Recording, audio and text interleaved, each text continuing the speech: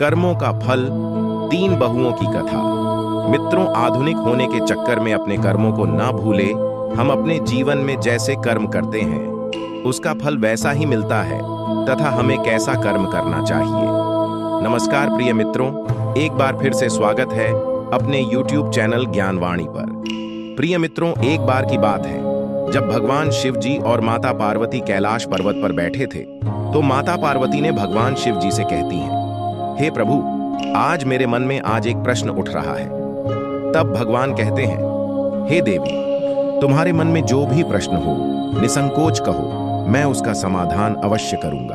तब माता पार्वती कहती हैं, हे प्राणनाथ, जब मैं मृत्यु लोक का भ्रमण कर रही थी तब मैंने देखे कि लोग आधुनिक होने के चक्कर में अपने कर्म को सही से नहीं कर रहे हैं। क्या अपने के कर्मों का फल सबको मिलता है? तब भगवान शिव जी कहते हैं, हे देवी, मैं तुम्हें इस प्रश्न का उत्तर इस कथा के माध्यम से दूंगा। कृपया करके इस कथा को ध्यान से पूरा अवश्य सुनना। तब माता पार्वती कहती है, हे प्रभु, मैं इस कथा को पूरा एवं ध्यान से अवश्य सुनूंगी तथा आप सबसे भी विनती है इस कथा को ध्यान से पूरा अवश्य सुनिएगा। तब भगवान शिव जी कहते हैं, हे देवी, एक समय की बात है जब गांवों में लोग अपनी छोटी सी दुनिया में रहते थे और जीवन की कठिनाइयों और खुशियों को अपने परिवार और समाज के साथ साझा करते थे।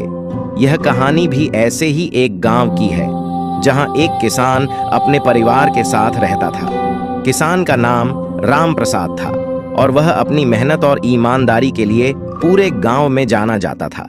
राम प्रसाद के 3 बेटे थे, श्याम, राधे और गोपाल। तीनों बेटे अपने पिता की तरह ही मेहनती थे और उनका परिवार गांव के सबसे समृद्ध परिवारों में से एक था। हे देवी, राम प्रसाद की पत्नी का नाम कमला था। वह एक धार्मिक और स्नेही महिला थी, लेकिन उसके स्वभाव में थोड़ी कठोरता भी थी जो अक्सर उसकी बहुओं के प्रति दिखाई देती थी। कमला ने अपने तीनों बेटों की शादी बड़े धूमधाम से की थी और अब उसकी 3 बहुएं घर के कामकाज में हाथ बटाती थीं। तीनों बहुओं के नाम थे बड़ी बहू गीता, मंझली बहू सुनीता और छोटी बहू लक्ष्मी। तथा हे देवी, राम प्रसाद के घर का माहौल बहुत ही सौहार्दपूर्ण था। गीता, सुनीता और लक्ष्मी ने घर के सभी कामकाज की जिम्मेदारी संभाल ली थी। तीनों बहुएं अपने अपने स्वभाव में भिन्न थीं, लेकिन सब एक दूसरे का आदर करती थीं। तथा हे देवी, गीता, सबसे बड़ी बहू, बहुत ही व्यवस्थित और जिम्मेदार थी। वह अपने पति श्याम की हर जरूरत का ख्याल रखती थी और पूरे घर का काम संभालती थी। श्याम भी अपनी पत्नी के प्रति बहुत सम्मानपूर्ण था और उसे हमेशा सराहता था। गीता का मानना था कि पति की सेवा ही पत्नी का धर्म है और वह इस कर्तव्य को पूरे समर्पण से निभाती थी। तथा हे देवी सुनीता, मंझली बहू, हमेशा खुशमिजाज रहती थी। उसका स्वभाव बहुत ही मिलनसार और प्रेमपूर्ण था। वह अपने पति राधे के साथ बहुत खुश रहती थी और उनका रिश्ता बहुत ही घनिष्ठ था। सुनीता का मानना था कि अगर पति पत्नी के बीच प्रेम और समझदारी हो तो जीवन में कोई कठिनाई नहीं आ सकती। तथा हे देवी लक्ष्मी, सबसे छोटी बहू, थोड़ी शांत और गंभीर स्वभाव की थी। वह बहुत धार्मिक थी और हमेशा भगवान में विश्वास रखती थी। मानना था कि जीवन में सबसे महत्वपूर्ण चीज कर्म है। उसने अपने पति गोपाल को भी यह सिखाया कि जीवन में कर्म ही सब कुछ है और भगवान सबके कर्मों का फल अवश्य देता है। तथा ऐसे ही समय बीतता गया और राम प्रसाद और कमला ने महसूस किया कि उनके बेटे और बहुएं अब जिम्मेदार हो गए हैं और परिवार का ध्यान अच्छी तरह से रख रहे हैं। राम प्रसाद ने सोचा कि अब वह अपने खेतों का काम बेटों को सौंपकर कुछ समय अपने धर्म कर्म में लगाएंगे। कमला भी इस विचार से सहमत थी, लेकिन वह अपनी बहुओं के प्रति थोड़ी कठोर हो गई थी। उसे हमेशा लगता था कि बहुएं अपने कर्तव्यों को ठीक से नहीं निभा रही हैं और इसी कारण से वह अक्सर उन्हें ताने देती थी। तथा हे देवी, एक दिन कमला ने सोचा कि वह अपनी बहुओं की परीक्षा लेगी ताकि वह जान सके कि उनमें से कौन सबसे ज्यादा अपने पति का ध्यान रखती है। उसने अपनी बहुओं को एक दिन अपने पास बुलाया और उनसे एक सवाल किया, तुम लोग अपने पतियों की कितनी सेवा करती हो? तब गीता, सबसे बड़ी बहू, ने जवाब दिया, माँ, मैं अपने पति के हर कार्य का ध्यान रखती हूँ। वह जो भी कहता है मैं वही करती हूँ। सुबह सबसे पहले उठकर उसके लिए नाश्ता तैयार करती हूँ और रात में जब तक वह सो नहीं जाता तब तक उसके साथ रहती हूँ। कमला को गीता का जवाब सुनकर संतोष हुआ, क्योंकि वह जानती थी कि गीता जिम्मेदार है और अपने पति की सेवा में कोई कमी नहीं छोड़ती।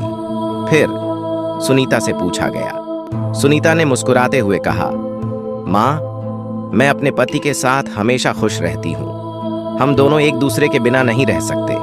मैं उसके दिल की बात समझती हूँ और वह मेरे दिल की बात समझता है। हम दोनों के बीच इतना प्रेम है कि हमें किसी और चीज की आवश्यकता नहीं होती। कमला को सुनीता का जवाब भी अच्छा लगा, लेकिन उसने सोचा कि सुनीता शायद अपने कर्तव्यों को इतने हल्के में ले रही है। अंत में कमला ने लक्ष्मी से पूछा। लक्ष्मी ने शांत स्वर में उत्तर दिया, माँ, मैं अपने पति के कर्मों पर विश्वास करती हूँ। मैं जानती हूँ कि वह जो भी करेगा उसका फल उसे अवश्य मिलेगा। मैं उसके अच्छे कर्मों का परिणाम देखना चाहती हूँ, इसलिए मैं उसके कर्मों में किसी भी प्रकार की बाधा नहीं डालती। मैं बस उसके साथ खड़ी रहती हूँ और उसे प्रेरित करती हूँ कि वह अच्छे कर्म करे। कमला को लक्ष्मी का जवाब अजीब लगा। उसने सोचा कि लक्ष्मी अपने कर्तव्यों से विमुख हो रही है और अपने पति का ध्यान नहीं रख रही है। कुछ समय बीत गया और धीरे धीरे तीनों बहुओं के जीवन में परिवर्तन आने लगे। सबसे बड़ी बहू गीता का पति श्याम बीमार हो गया। गीता ने उसकी सेवा में कोई कमी नहीं रखी, लेकिन श्याम की तबीयत दिन ब दिन बिगड़ती गई। गीता दिन रात उसकी सेवा में लगी रही, लेकिन उसके चेहरे पर चिंता की लकीरें साफ दिखाई देती थीं। श्याम की बीमारी ने गीता को अंदर से तोड़ दिया था। दूसरी तरफ मंझली बहू सुनीता का पति राधे व्यापार में असफल हो गया। उसका सारा पैसा डूब गया और वह बहुत निराश हो गया। सुनीता ने उसे बहुत संभालने की कोशिश की, लेकिन उसकी खुशी कहीं खो गई थी। उनके रिश्ते में भी दरारें आनी शुरू हो गईं और सुनीता का मुस्कान अब कहीं गुम हो गया था। लक्ष्मी का पति गोपाल हालांकि जीवन में उन्नति करता गया। उसके अच्छे कर्मों का फल उसे मिलने लगा और उसका व्यापार दिन दूनी रात चौगुनी गति से बढ़ने लगा। लक्ष्मी ने हमेशा गोपाल को अच्छे कर्म करने की प्रेरणा दी थी और अब वह परिणाम सामने आ रहा था। गोपाल और लक्ष्मी का जीवन सुखमय था और उनका परिवार खुशहाल हो गया था। एक दिन कमला ने देखा कि गीता और सुनीता के जीवन में दुखों की भरमार हो गई है, जबकि लक्ष्मी और गोपाल का जीवन सफलता और खुशी से भरा हुआ है। कमला को समझ में नहीं आया कि ऐसा क्यों हो रहा है। उसने सोचा कि शायद उसने अपनी बहुओं को सही तरीके से नहीं समझा। कमला ने लक्ष्मी से पूछा, लक्ष्मी, तुमने कहा था कि तुम अपने पति के कर्मों पर विश्वास करती हो। अब मुझे समझ में आ रहा है कि तुम्हारा विश्वास सही था। तुमने अपने पति को कभी किसी काम के लिए नहीं रोका, बल्कि उसे अच्छे कर्म करने की प्रेरणा दी, और अब तुम्हारे पति को उसके कर्मों का फल मिल रहा है। लक्ष्मी ने उत्तर दिया, माँ, मैंने हमेशा यह माना है कि इंसान को उसके कर्मों का फल अवश्य मिलता है। अगर हम अच्छे कर्म करेंगे तो उसका फल भी अच्छा होगा। भगवान हमारे कर्मों को देखता है और उसी के अनुसार हमें फल देता है। इसलिए मैंने अपने पति को अच्छे कर्म करने की प्रेरणा दी और भगवान ने हमें उसकी मेहनत और ईमानदारी का फल दिया। कमला को अपनी गलती का एहसास हुआ। उसने सोचा कि उसने अपनी बहुओं की परीक्षा लेकर उनके प्रति अन्याय किया।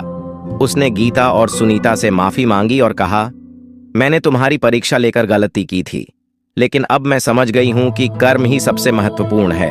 तुम्हारे पति भी अच्छे इंसान हैं और मैं उम्मीद करती हूं कि उनके कर्मों का फल उन्हें भी मिलेगा। तथा हे देवी कमला के इस प्रायश्चित के बाद पूरे परिवार में एक नया सामंजस्य स्थापित हुआ। गीता और सुनीता ने भी अपने जीवन में आने वाले दुखों को स्वीकार किया और अपने पतियों को संभालने की कोशिश की। कहानी का यही उद्देश्य था कि लोगों को यह समझाना कि कर्मों का फल अवश्य मिलता है। तीनों बहुओं के जीवन में आने वाली घटनाएं इस बात का प्रमाण हैं कि जीवन में अच्छे कर्म करना कितना महत्वपूर्ण है। इस कथा के माध्यम से यह संदेश दिया गया है कि जीवन में कठिनाइयों का सामना अच्छे कर्मों और प्रेम से किया जा सकता है। तो प्रिय मित्रों, अगर आपको यह कथा थोड़ी भी पसंद आई हो तो वीडियो को लाइक करके चैनल को सब्सक्राइब कर लें और कमेंट में हर हर महादेव जरूर लिखें। फिर मिलते किसी और वीडियो में, तब तक के लिए हर हर महादेव।